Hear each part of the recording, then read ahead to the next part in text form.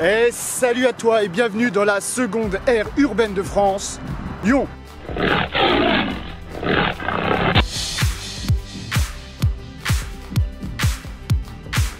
En 2022, les aires urbaines occupent moins de 50% du territoire. Pourtant, elles concentrent à elles seules 93% de la population. À l'image des autres aires urbaines, la ville de Lyon noue des relations économiques et culturelles avec les différents espaces de la planète.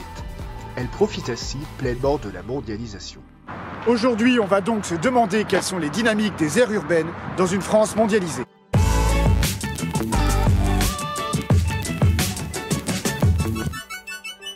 Depuis 50 ans, la France connaît une très forte urbanisation.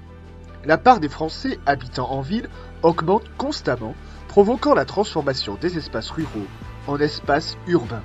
Avec ses 13 millions d'habitants, l'aire urbaine parisienne domine largement la hiérarchie urbaine. Elle est suivie de loin par les 2,3 millions d'habitants de l'aire urbaine lyonnaise, puis celle de Marseille-Aix, de Toulouse, Bordeaux, Lille, Nantes, Strasbourg, Nice, Toulon, Montpellier et Grenoble. Si les anciennes villes industrielles et minières du nord-est de la France sont en repli, les aires urbaines du sud et de l'ouest du territoire sont très attractives grâce au littoral et à l'attrait du soleil appelé héliotropisme.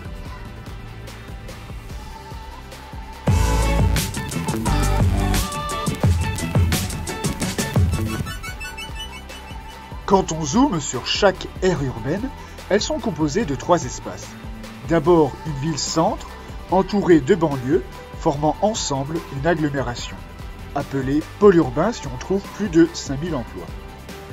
Avec l'étalement urbain, une couronne périurbaine s'est progressivement constituée tout autour. Commençons par la ville-centre, ici toute la ville de Lyon. À ne pas confondre avec le centre-ville qui se limite aux quartiers centraux. On y trouve donc le centre historique avec ses monuments, ses commerces spécialisés et ses institutions. Comme le palais de justice, l'université, les musées ou l'opéra. Mais aussi les tours du centre des affaires de la Part-Dieu. Depuis une vingtaine d'années, certaines zones portuaires ou industrielles sont transformées, comme ici, à Confluence. Un vaste programme d'aménagement a permis de limiter l'étalement urbain, mais aussi de renforcer l'attractivité du centre. L'arrivée de ces populations aisées, notamment ici dans le quartier de la Croix-Rousse, fait augmenter les prix de l'immobilier. En contrepartie, les populations plus pauvres sont obligées de partir en périphérie. On appelle ce phénomène la gentrification. Cela nous emmène dans le deuxième espace des aires urbaines, Nous sommes ici dans la banlieue de Lyon, à Villeurbanne. Les banlieues sont contiguës à la ville-centre. On y trouve souvent de grands ensembles avec des logements sociaux. On s'est trompé de banlieue, maman. Regarde, on est à Neuilly. Bah ouais, alors. À Neuilly, c'est la ville de Sarkozy. Mais attention, il existe aussi des banlieues très aisées, en particulier à l'ouest de Paris.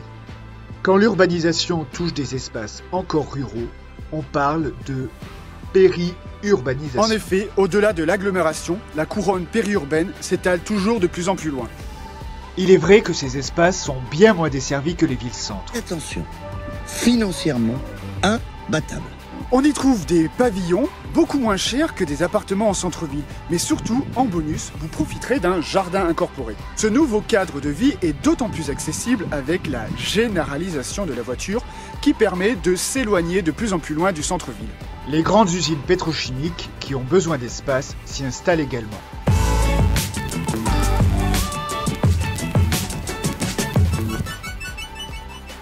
L'étalement urbain s'accompagne donc d'une forte mobilité avec de multiples transports en commun, métro, bus, tramway, reliant les différents espaces de l'aire urbaine. Les trajets quotidiens des périphéries vers le centre pour aller travailler ou étudier et du centre vers les périphéries sont qualifiés de migration pendulaire en raison de leur régularité. Malgré les transports doux qui sont ici privilégiés, si on ne peut pas se déplacer à pied ou à vélo, ce mode de vie entraîne des problèmes comme les bouchons, mais aussi la pollution. Sans oublier le mitage des terres agricoles.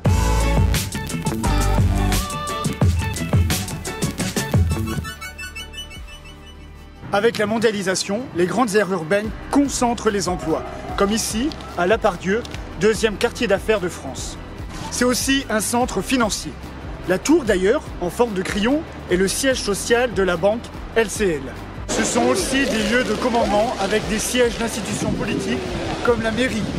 La préfecture et le conseil départemental, Et aussi le siège du conseil régional. sans oublier le siège d'institutions internationales comme Interpol. Plus les villes sont grandes, plus elles attirent des activités attractives, à l'image de la chaîne Euronews. Les aires urbaines créent des synergies entre les universités et les start-up ou les multinationales comme Mérieux. Ici à Lyon, l'attractivité de l'aire urbaine s'explique par la concentration des moyens de transport qui s'y croisent et qui relient la ville au monde avec l'aéroport international Saint-Exupéry. De même, à la gare de Lyon-Part-Dieu, les TGV relient Paris à Marseille et bientôt Lyon à Turin. Quand ces différents modes de transport, avion, train, tramway ou autres se croisent, on parle de carrefour multimodal.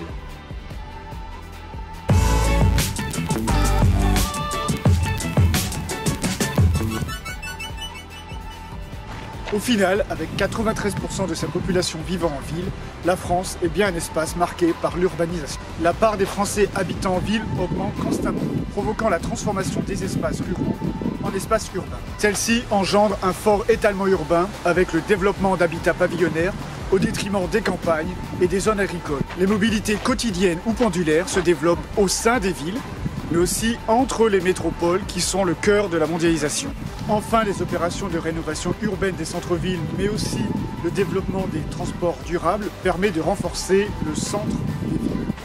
Cependant, ces opérations augmentent les inégalités à travers le phénomène de gentrification.